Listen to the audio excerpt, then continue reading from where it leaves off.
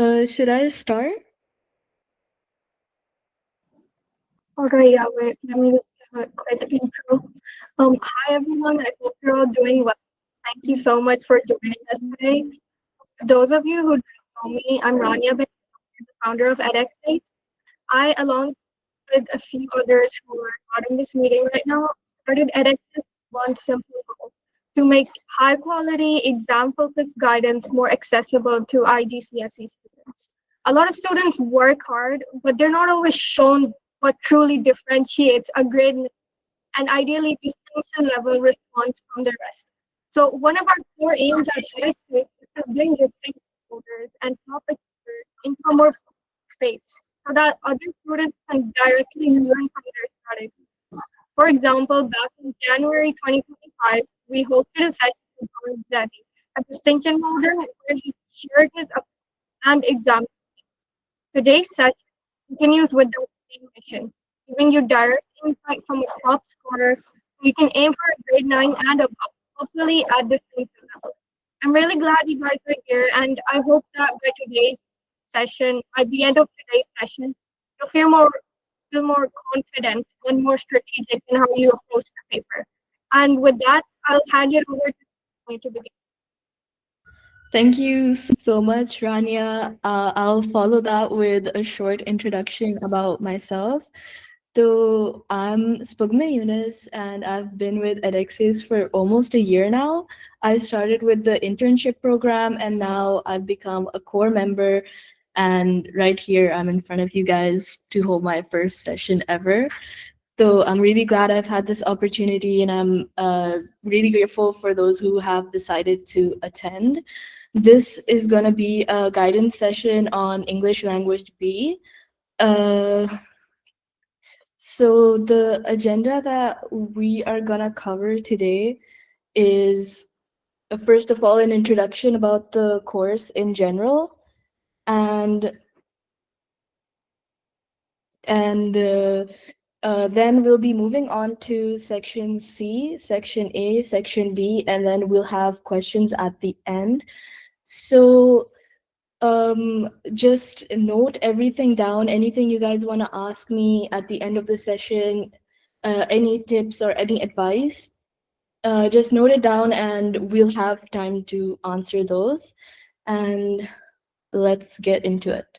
So a general a general uh, introduction to English Language B. You guys probably know this already. It's probably been told to you guys by your English teachers like 20 times. So the English language paper is a 3-hour exam with three distinct sections: Section A, Section B, and Section C. The paper is completely unseen and challenges analysis, reading, and writing skills. In this session, we will take a deep dive into the core components of this exam. So some general advice I would give before we delve into specifics would be that what my teacher told me is that you should generally start the exam with section C and then move on to section A and section B. The reasoning behind it is that section C is completely unseen. It just gives you like 3 prompts, attempt the question, you'll be done pretty soon. And then that will give you more time to attempt section A and then section B. And a common question for students is, how can I improve myself in like the English paper? What would you recommend? And although this sounds really cliche, I think the best advice is to number one, practice past papers, and then number two, I would say that you like people who read a lot, people who are enthusiastic readers who like enjoy picking up a novel. Those are the type of people who get really good marks in English because the threshold is so low, and it gives you an advantage over students who may not be reading. You learn about different tools, how to use them. It will give you inspiration for section C especially. So that's genuinely like the best advice I can give you, because otherwise the whole paper is unseen. So let's move on to section C. So section C is a 30-mark writing task and then you get three choices: discursive, narrative, and descriptive. Usually students find discursive very difficult because it is like, you're not used to writing something like that. People are more comfortable writing narrative or descriptive or essay writing. So I understand why students would be a bit hesitant when it comes to discursive, but honestly, once you like get a grip of how you have to write it, and I won't get into too much unless it comes up as a question, because I'm sure that your guys' teachers have constantly talked about these three different writing styles. So you shouldn't completely ignore discursive because you never know what will come in narrative or descriptive. It is completely unseen. It could be a concept that you're not familiar with. So you should always discur- uh, make sure that you know how to do discursive writing. And ideally, you should be done with the writing task in 30 minutes. I know this might be a bit challenging for some students, but if you guys get a grip of this sort of writing, if this writing task in a short time frame, you guys will have so much more breathing room for section A and section B, especially section A. Section A is really challenging. So it's best that you finish the easy thing first and then move on to the hard aspect. The word count should be around 400 words. Now, I haven't found anything like, at least when I read through the specification about a word count, Pearson doesn't give that. But this was the advice I received from my teacher. And you can use this to your advantage as well. Just make sure you hit this threshold. You should know how much words you are writing on one line. For example, I would write 10 words on average. And this is easy. This is like good to know because you won't have to spend time like counting your words to make sure you hit it. So if you're doing 10 words per line, that means you're going to be writing 40 lines. That's your goal. You have to hit it. And this is apart from the specifications. Questions will test the following assessment objectives. AO4, communicate effectively and imaginatively, adapting form, tone, and register of writing for specific purposes and audiences. And it will also be challenging AO5, write clearly using a range of vocabularies, sentence structures with appropriate paraphrasing, and accurate spelling, grammar, and punctuation. So overall, it's just a writing task. It's not that complicated. You guys should not overthink this, but it is like as it's written in AO5 to use a range of vocabulary, sentence structures, and so what this basically means is add different punctuation, add exclamation marks, add rhetorical questions, but make sure you do write it in the correct context. Don't add a semicolon if you don't know what it's used for. Try to avoid words that you might find difficult spelling, or if you're not sure how to spell it, try to avoid that. You don't want to give the examiner a chance to cut your marks. So this is all that I have to say for section C. It's really simple, so don't overthink it at all. Now moving on to the harder part of the paper, section A. So in section A, you will be given two texts with similar themes. The question will test the following assessment objectives. AO1, read and understand a variety of texts, selecting and interpreting information, ideas, and perspectives. AO2, understand and analyze how writers use linguistic and structural devices to achieve their effects. And AO3, explore links and connections between the writer's ideas and perspectives, as well as how these are conveyed. So basically, you just have to analyze a text, and explain what the writer is, like how the writer is explaining their idea or their thoughts, their beliefs, and how they're like what sort of tools are they using for this, right? So this is like a really difficult section. I've seen a lot of people struggling with this. And something that I've noticed, especially as I've talked to other students from different branches of Frobels or maybe even different schools, their teachers aren't always on the same page. So what I mean by this is that my teacher was teaching me something completely different, and then somebody else's teacher was teaching them something completely different. So this is a problem, obviously. You need to give students the right tools to attempt their paper. If you aren't teaching correctly, then the students will be confused. And I unfortunately learned this like 2 months before the exam. So I will be teaching you guys what I found out. So the answer guide for the questions that come in this section are PEEL method. I'm pretty sure most of you are familiar with this because like it's taught everywhere. For us, for some reason, it wasn't PEEL, it was PEE only. So the link part we figured out later, like 2 months before the exam later. So PEEL, for those who don't know, stands for point, evidence, effect, and link. So first you make your point, support it with evidence, explain its effect on the reader, and then link everything back to the question. This part is really important because not everybody knows what this means exactly. I will be sharing an excerpt from my exam script, the one that I gave in the 2025 exam, so that it is clear.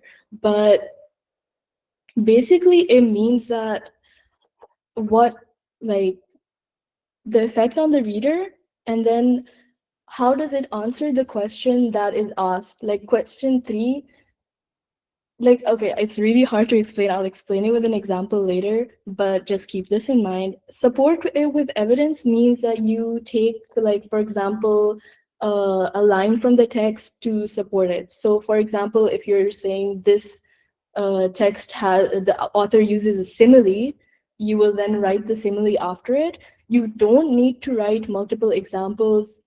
Don't do that. It's wasting your time.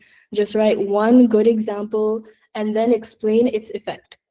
And make sure it's relevant to the question. If you're writing a literary tool, like for example, a lot of punctuation, and you don't know how that links back to the question, don't write it. Because you have to make sure, like you have to make sure that it links back to the question. So next, do not waste your time on question 1, 2, 4, 5, the short questions. Do not overthink it. It's usually one line. Even if it's one word, just write it. You don't have to write like 2, 3 sentences. One sentence should be enough. Make sure to include at least 5 distinct literary language devices. This isn't a set in stone rule. You can write more than that. I wouldn't suggest writing more than that, like less than that. So what I mean by distinct language and literary devices is stuff like similes, metaphors, rhetorical questions, punctuation marks, stuff like that. And all the points should be relevant to the question. This is a really important point. I cannot stress this enough, and I'll tell you guys what it means in the next slide. So let me just cover the last few points. Make sure to look into different literary tools, narrative styles, tones, etc., and their effect on the reader. Like this doesn't mean like you have to memorize everything and you have to ratta nahi marna. You should know like basic sense what something will, like the effect of one thing. So for example, if I say simile, it can either paint a visual image in the reader, in like someone's mind. It can be used as a comparison tool, stuff like that. And try to not waste your time in highlighting different things in the text. By this I mean, a lot of people when they're practicing for the English exam, they'll go through the past paper, they'll highlight different points ki ye simile hai, ye hai, ye wo hai. You don't have to do that because in the exam, because it will waste a lot of your time. Don't underline, don't do anything like that. Be as quick and as efficient as possible. So now I'll explain what I meant by linking back to the question. So this is the question that we were given. How does the narrator present his relationship with Hassan? This is the question. They're not asking you, okay, how does what's the reader's effect? Yeah, you don't have like this is something that I was taught by my teacher as well. And then 2 months later, like 2 months before the exam, I found out this is not true. You don't have to do that. But usually, what people will do is they'll do the point, they'll do the evidence, and this causes the reader to feel this. This makes the reader think this. Don't talk about the reader, talk about the question. This helps the narrator present his relationship with Hassan. You have to do it like this. So using the example, we can see the narrator presents his relationship with Hassan in the text using a variety of different literary tools. This is just like how I started the question. The main point is an example of this is the use of first person narrative. This is my point. And then I move on to give one example. I never thought of Hassan and me as friends. The use of first person narrative helps make a text more personal. And in this case, it presents Hassan's relationship with the author through a deeply personal lens. So you notice how I didn't mention the reader in this at all. I only like linked it back to the question कि इसका effect ये है कि it presents Hassan's relationship with the author through a deeply personal lens. I'm linking it back to the question. So another example would be, this is like a similar text and similar, like this is the text B, I think, question 6, yeah. So both of them have the same theme of friendship. So I'm pretty sure it's like the question in this text was also, how does the narrator present this relationship with this person? So the point over here is there's also an intentional juxtaposition between the author and Claudia. The evidence is because I was mortified and distraught, and she was calm and collected. Juxtaposition helps contrast two different things to emphasize a point. I explained what juxtaposition is. In this case, the author creates contrast between her friend and her in order to show their friendship as two halves that made a whole. So one thing I'll point out is juxtaposition wasn't something that we were taught in class.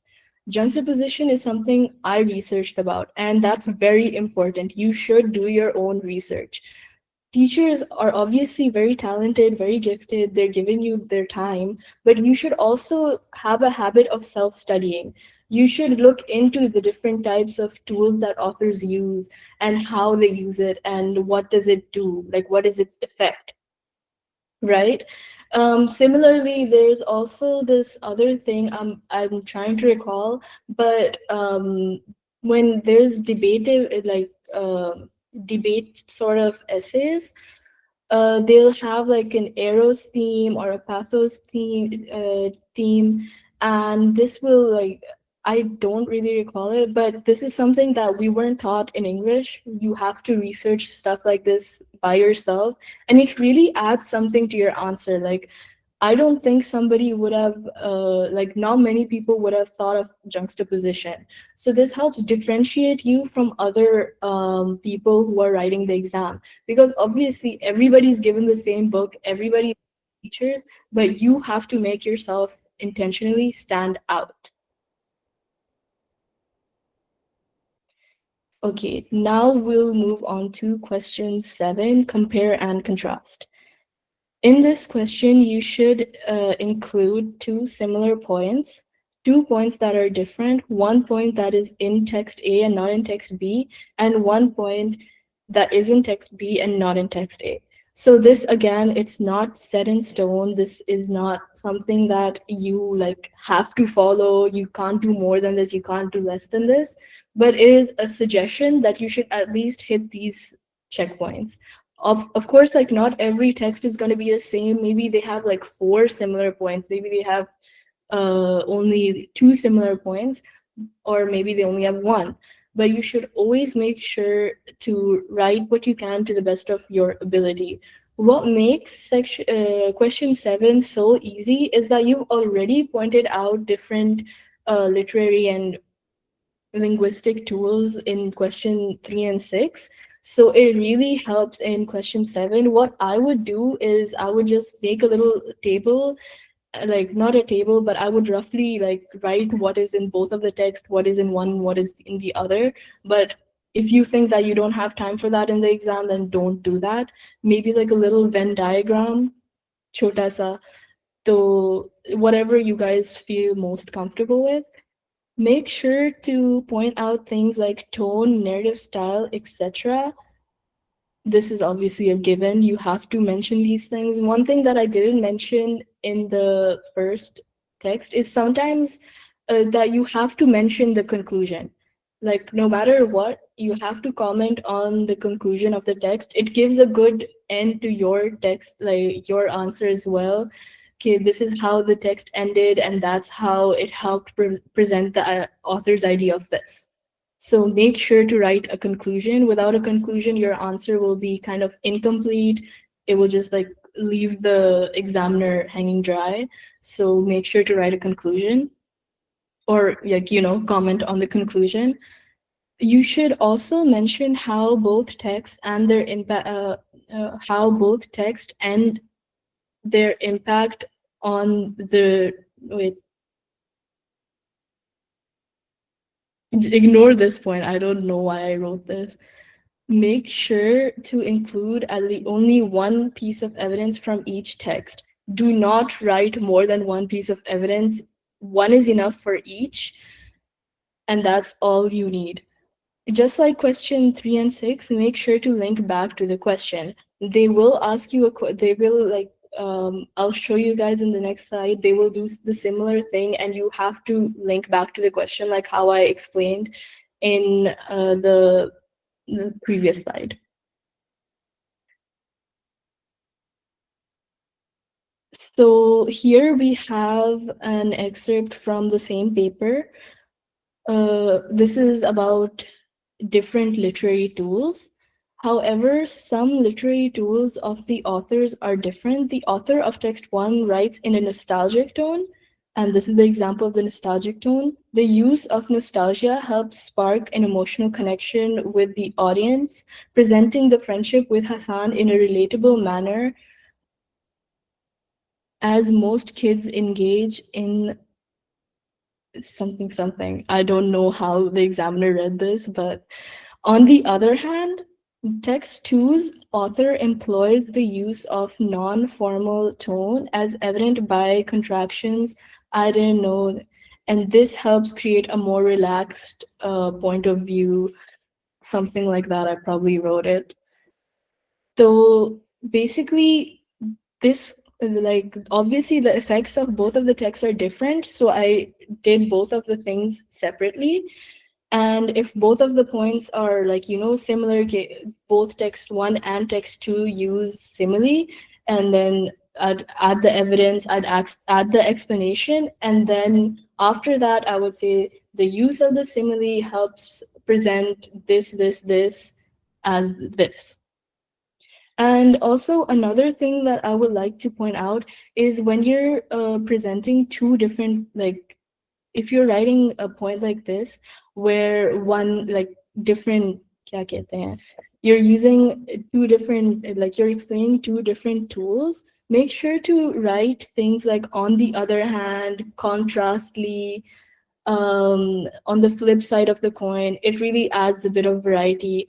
Similarly, if you're also listing points in question 3 or question 6, write your first point additionally, the writer uses this, and then when you're making your third point, to add to this, the writer uses this. So just like, that's just a general tip. Section B, the text types that the students will be asked to write for question 8 are article or for a newspaper or magazine, speech or talk, letter, contribution to a website.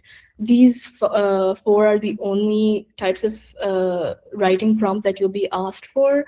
For a speech or a talk, you have to make sure that it's in a first person writing style, narrative style, because you're obviously pretending that you're talking, or you're giving this lecture to like a group of people. And also you should refer to the audience during the speech or the talk, like, hey guys, or ask them rhetorical questions, stuff like that.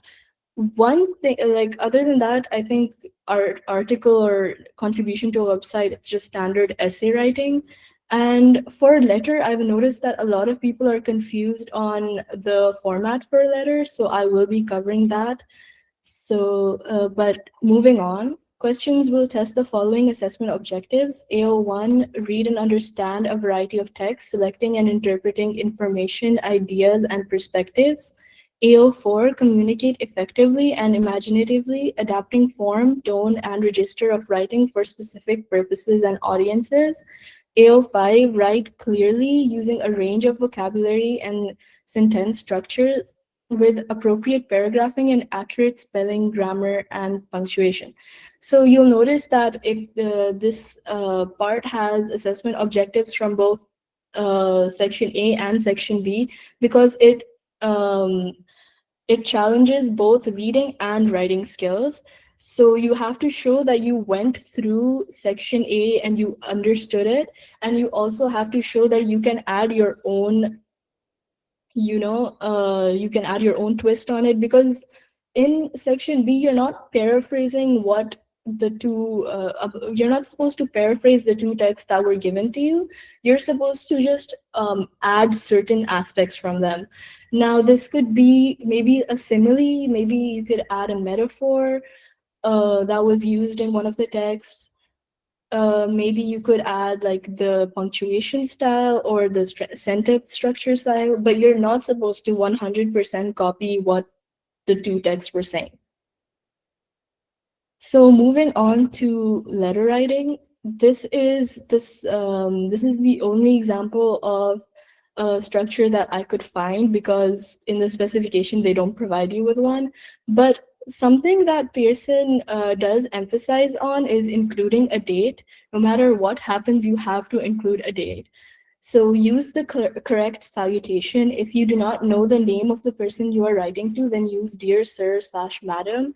You can use dear editor if writing a response to an article or letter you've seen in a newspaper or magazine. If you do not know the name of the person you are writing to, use yours faithfully at the end. State in your introduction what you are writing about, why you are writing, and what your opinion is. Make this relevant to the purpose of the task. Instead of using "I am writing because," use the wording of the task instructions. For example, I am writing to give my opinion about. So if we look over here, there's also an example of how the letter formatting should be.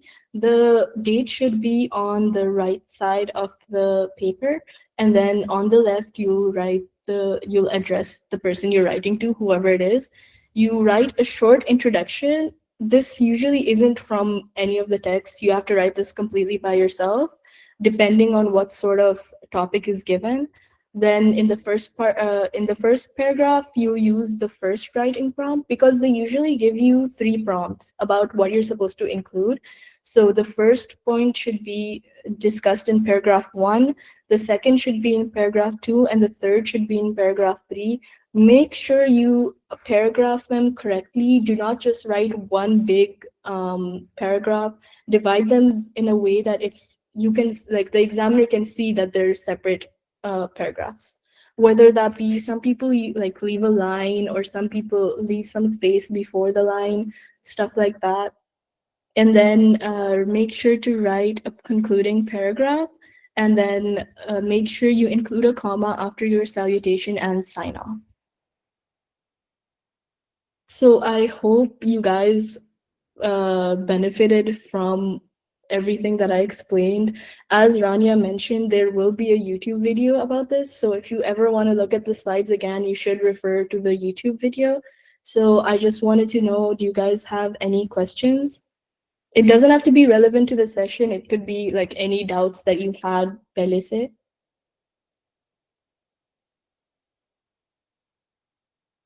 You guys can type your questions into the chat.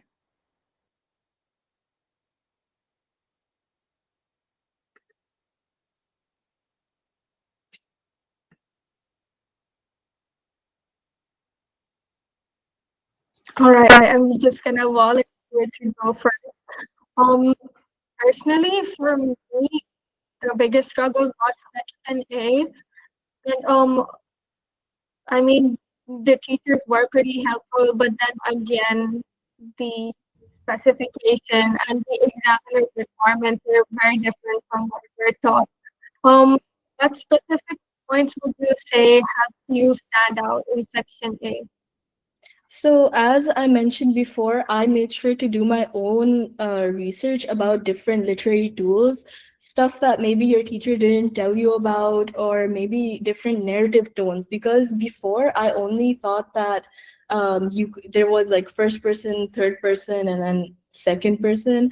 But then I found out that there's different ways that authors can write their texts, and they all have different effects. So that definitely I feel like helped me stand out. Other than that, look into tools in general and make sure to practice the questions, especially section A. Section A, solely practice. All right, and Momina Miriam's asking, what is the best strategy you would recommend for time management? So it's basically what every teacher is going to tell you. Make sure to practice, like keep on practicing, time yourself, try to beat your previous time. And for like, I would say the targets should be, section C should be in 30 minutes. Section A, I would give like a good 1 hour, 15 minutes. And then section B should also be like 30, 35 minutes, which will also leave you with some time to like, review everything that you've gone through. And Alina seems to have a question. Okay, it's not a question, it's just like a simple advice from someone who also gave the exam last year and scored a grade 9 and 80 marks and above. So last year I scored 87 marks in my English language exam, right? So this is just a personal advice from my side that Miss Nazish, your English teacher, or whoever your English teacher is, they'll definitely provide you with all the resources you have, but you have to do your research on your own as well. You have to look into vocabulary. You have to just look into dictionaries, find new vocabulary, make a list of it, learn them, learn to use them in your essays and everything. And most importantly, please do not forget to look at exemplar answers. Those are the most important, like, resources that you can have for English language B. Those exemplar answers are what you need to score full marks in your 10 marker, your 15 markers, in your section B or C. Those answers really show what the examiners actually want. So just like have a print out of them with you on the side, highlight what you think seems important in those exemplar answers. You will eventually get into the head of the student who wrote that answer. So if you do that, trust me, you will be able to score a grade 9 or at least 80 marks and above. Okay, Yeah, I love and that. I'll also add on to that, and this goes for section A specifically. Section A is pretty similar to some parts of the SAT, for which I got 700 above in the English reading and writing part. what helped me, and this is coming from someone who literally does not read books at all. All right, I'm a movie addict, real watcher, whatever. Like, but just reading small paragraphs at a time, right? Slowly trying to process what the paragraph actually said, and not just read it. I mean, there's a difference between reading out the words and understanding the paragraph. And I suggest a habit at least once a day, read out a paragraph or two, right? And try to fully understand the paragraph actually means. That's something really, really essential for decoding those like the section 8, right? You're not gonna just find out that author used simile or juxtaposition, stuff like that. You need to know what that literary technique even means, right? But the first step towards achieving that is, essentially getting used to reading.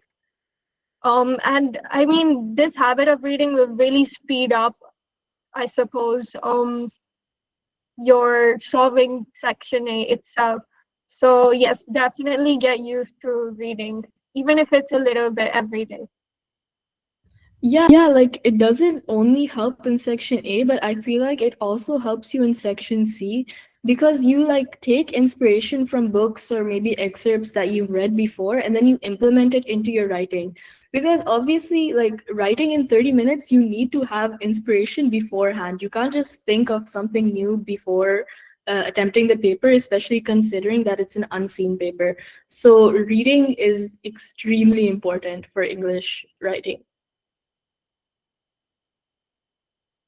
Are there any other questions from anyone?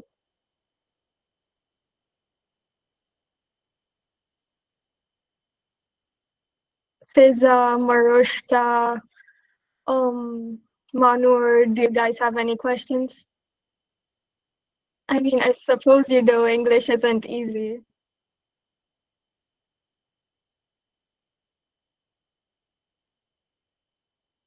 All right, everyone seems pretty blank, but Spogmai, if they do feel like they might want to contact you later on, how can they reach out to you?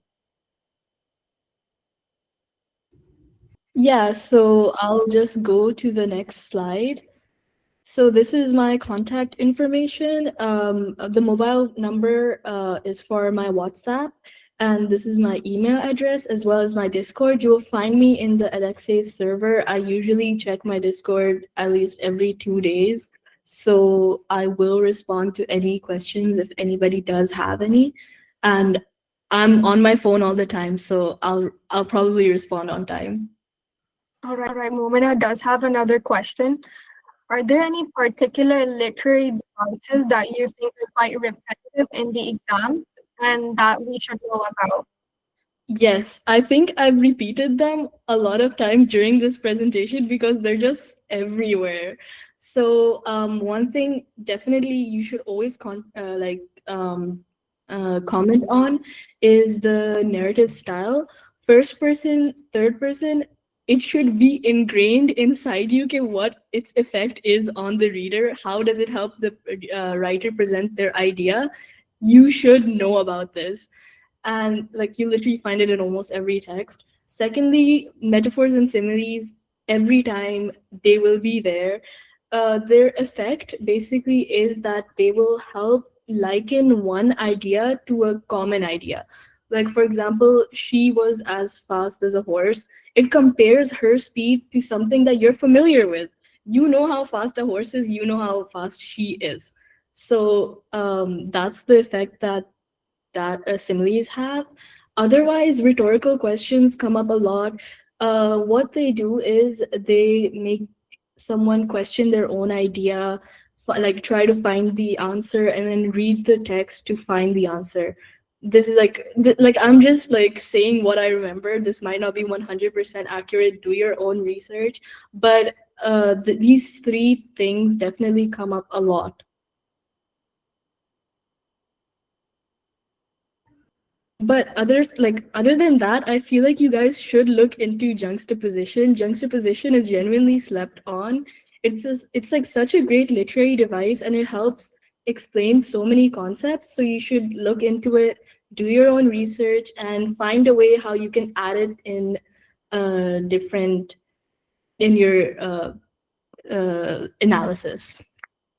All right. Yeah, And someone that else has question. So should we write the line number with the evidence in sections A? That's not necessary at all. You just have to write the line that you're referencing. So if it's a sentence, just write the sentence down and that's it. Only one sentence. Do not write more than that.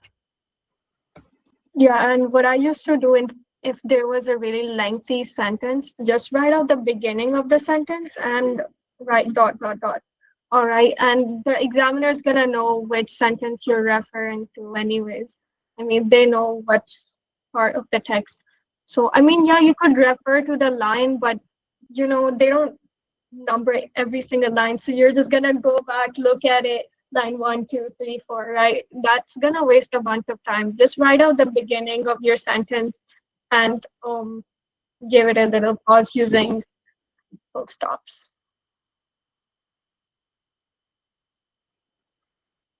Any other questions? Come on, guys. We've Spogmai's put in a good amount of effort, and she's here to hear out your concerns. Guys, I want to make one thing clear, that preparing for English language B is not easy as you think it might be. Because if you, yes, you need to focus on your other subjects like math B.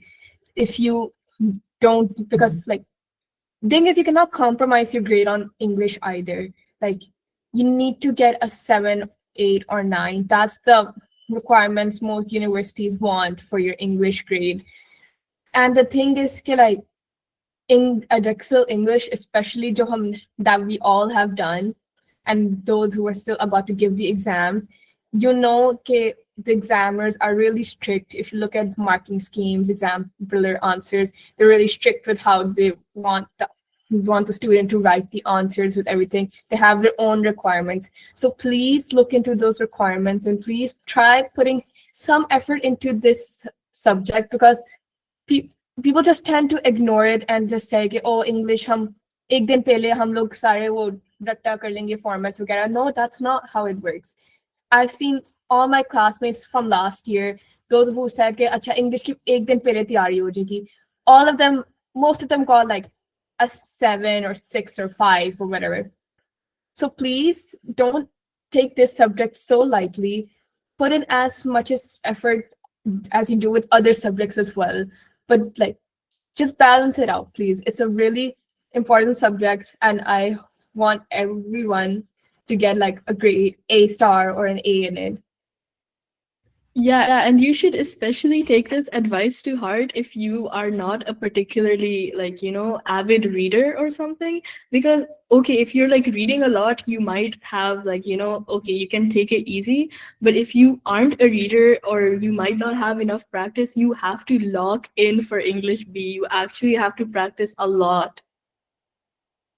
Also, just a final advice. Let's say you have never been good at English at all.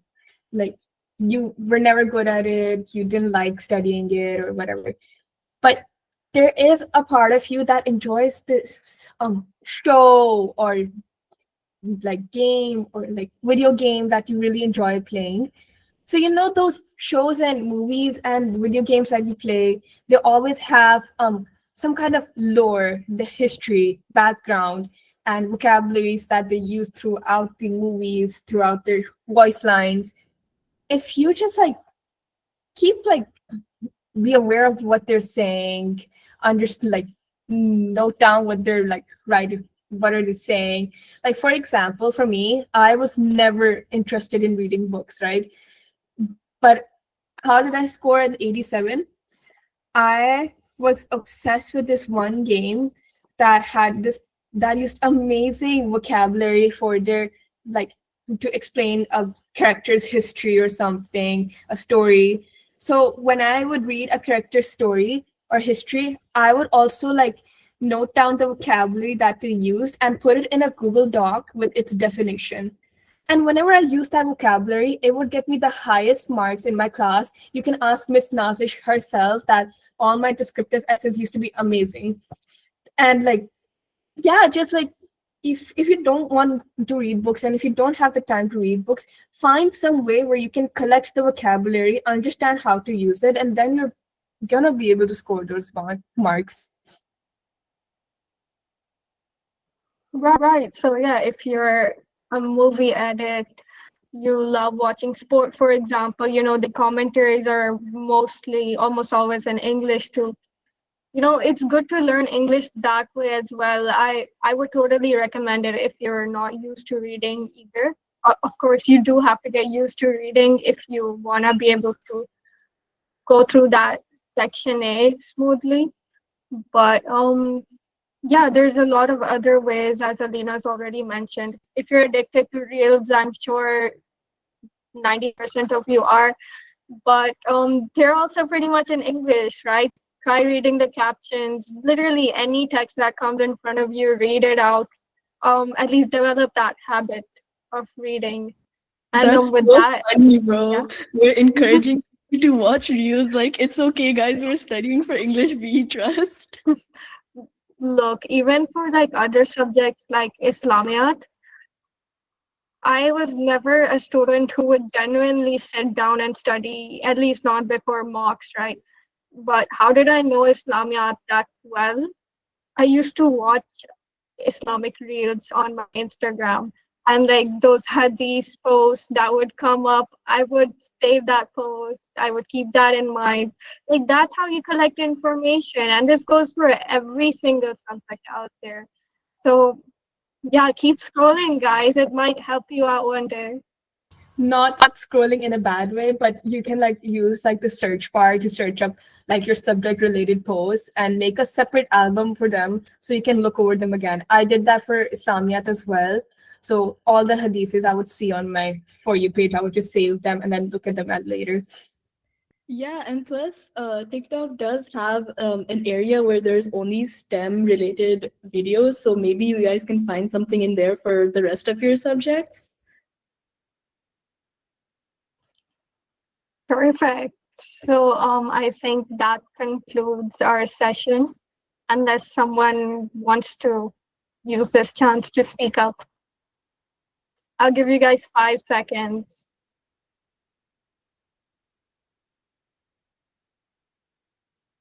There's a question in chat. Okay. Despite being a bookworm and frequently writing creatively outside of school, I often struggle to move past brainstorming and start writing, as developing a compelling story takes time for me. Any tips to cut straight to the writing and managing your time? Yeah, okay. So I do have an advice for this is that you don't have to overcomplicate your writing. By that, I mean some people think that because this is part of the paper, I have to make something that's very like, emotionally touching, something like really deep. That's not the case. It could literally be like a little story. What I wrote was I wrote about like a pirate finding treasure in a cave. And then at the end, it was like a siren or something. It does not have to be that hard. It can literally be like a fairy tale, anything like that. So, about managing your time is, as I stated before, you have to continuously practice. You have to time yourself. Maybe in the beginning, you could start, like, giving yourself little prompts, like how in section B, there are 3 different prompts to help you, like, focus your writing. You could do the same for section C, maybe give yourself 2 or 3 prompts to help develop your writing, and then slowly, like, maybe go to 2 prompts, go to 1 prompt, and then start writing without the prompts at all. This will not only like help you like cut straight to the writing, but it would also help you manage your time because you're like continuously writing and churning out stories. Also, side advice from my side as well. Sorry, I'm talking too much. This is Spogmai's star. Spogmai is supposed to be the star of the show, but I have like so much to say as No, well. it's okay. Yeah, okay. So yeah, thing is, yeah, I definitely struggled with the same thing before, but here's what I did to solve that issue. So before my English paper, the months that I had, I um I read few essays because I was mainly focusing on doing section C, a descriptive essay, right? So that was my only goal. Even though Miss Nazish told me to do everyone to focus on all three, I generally just wanted to cut to the chase and focus on section C, descriptive essay, right? So uske liye, I read essays of students and everything just to see how they structured their answers, right? So with the answers that I read, I figured out a structure of how to write. So उस structure के साथ I would write my own essays and then get them like checked and everything. And also during the exam, जब मेरा final mock था, I read the question of the descriptive essay. Then I went back and continued with my section A and B. And I know everyone's brains work differently, but this is what I want you guys to also work on is that when you're doing section A or B, you need to also think about what you're going to write in section C. So that's what I did. And the thing is, like, this is going to sound very autistic, but I can actually imagine the scenario, and imagining that scenario helps me write down the perfect essay. So, for example, in my last year in my IGCSEs, the descriptive essay topic was describe your friend or was a best friend, right? So what I did, I was imagining with my best friend in different scenarios. In like, for example, she was flying a kite, she was looking at the fireworks, she was hanging out with me. So if I imagine those scenarios, I point out the five details, like the for descriptive essays you have to focus on the sight, touch, and the five senses basically. So the scenarios that I imagined, I focused on the five senses or some of them, and then I just wrote them down. So to be very fair, my essay wasn't like very like well structured, but it was very good from what I can tell. Like honest, there was a little problem with the structure definitely, but overall it was really really good with the way wrote. I was very satisfied with it. So yeah, I would suggest please try developing this habit of reading the section C question first and focusing on just what you want to do. Like because wasting your time with deciding between three questions is just like not good. So decide what you want to do right now, story, descriptive, or argumentative. Focus on that one question. And when you open your paper, read it first, then solve your section A and B. And then while you're side by side, think about what you're going to write. And then when you're finally at section C, you know what you're going to be right. It's a little risky move, but it's totally worth it. And it's what I did to score a grade 9. I'm gonna add on to that before we move on to the next question. But if you don't feel like gambling with your section C, just remember a jack of all trades is a master of none, but oftentimes better than a master of one. All right. So what I mean by saying this is if you can't choose which question you want to do, it's fine. Get familiar with all three. Maybe there's a scenario that if the question you chose is a little too difficult, right? You might want to attempt the other question. But in the case you're only prepared just for, let's say, a descriptive essay, and that descriptive essay is just a little too difficult for you to write at the moment, you should still definitely know what the other two questions require, right? Obviously, go all in on the question that you feel most comfortable with, but हमेशा ऐसा नहीं होगा कि the topic's gonna be something gonna be instantly right on, or like you're not familiar with the topic. So to avoid this situation, please be familiar with all three questions.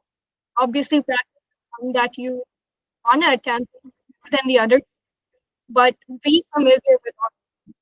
Yeah, I agree. That's Yeah. definitely how I would move about it. We have another question. Do you have any advice for discursive writing specifically? So I'll be honest with you, I didn't really look into discursive writing. Like, obviously, I knew how to write it, but I was definitely leaning more to narrative and what do you call it, descriptive. So for discursive, one thing I would like to mention is that you should always keep the first paragraphs before the conclusion unbiased. You have to equally show both sides of the argument before you show your own opinion. If you even like hint towards your own opinion, that might, like, cost you some marks. So keep your own opinion till the conclusion and then state it. Otherwise, unbiased paragraphs.